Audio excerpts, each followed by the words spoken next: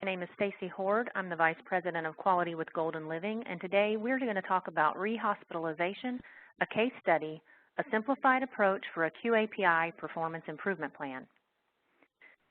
During its monthly QAPI meeting, a facility reviewed its clinical indicators and noted a declining trend in rehospitalization data over the last 3 months.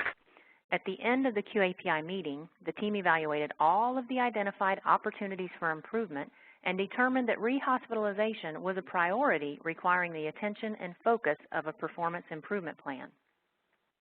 The facility initiated a performance improvement plan work group to focus on improving rehospitalization. The PIP champion or driver was the facility director of nursing. Other team members included the unit manager, medical director, certified nursing assistant, and the administrator.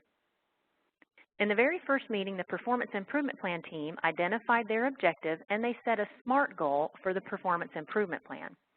SMART goals are specific, measurable, attainable, realistic, and timely. The goal that the facility set was the facility will be at or below the rehospitalization national average on long-term care trend tracker within 4 months. They also established their baseline data to monitor progress towards achievement of the SMART goal. Once the goal and baseline data were established, the Performance Improvement Plan team began identifying the root cause of the declining trend. The team used a fishbone diagram to brainstorm potential causes. As causes were discussed, they wrote them on the appropriate category or bone of the fishbone. They also asked why 5 times or more to determine the root cause using the 5 whys with the fishbone. Here's an example of the fishbone that the team did. As you can see, they have things in the people and the procedure area with the root cause noted at the bottom.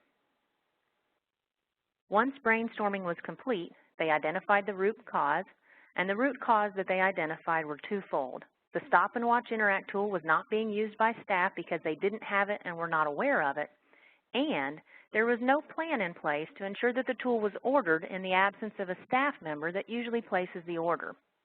There were no root cause specific to policy or procedure. There were no root cause specific to policy or physical plan identified. Once the team established root cause, they then identified actions to focus on causal factors.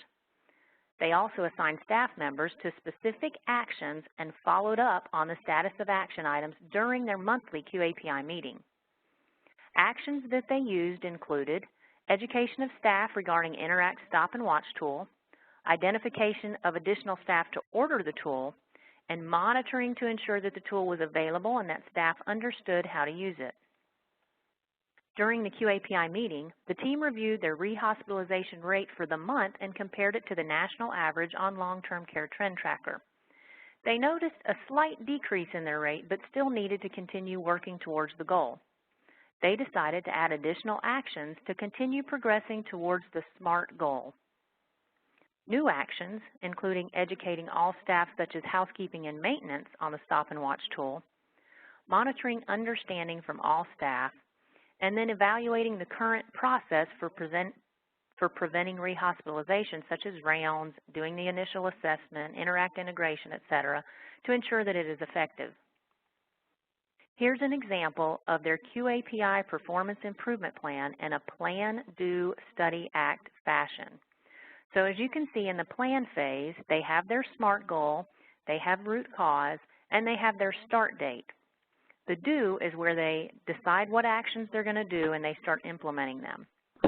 They studied progress in QAPI on a monthly basis, and you can see the data on the right-hand side, and then they acted by updating actions as needed to move towards achieving the goal.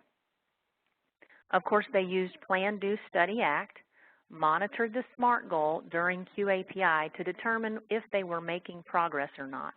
And once they achieved the goal, they continued to monitor rehospitalization and QAPI for sustainability and to prevent recurrence.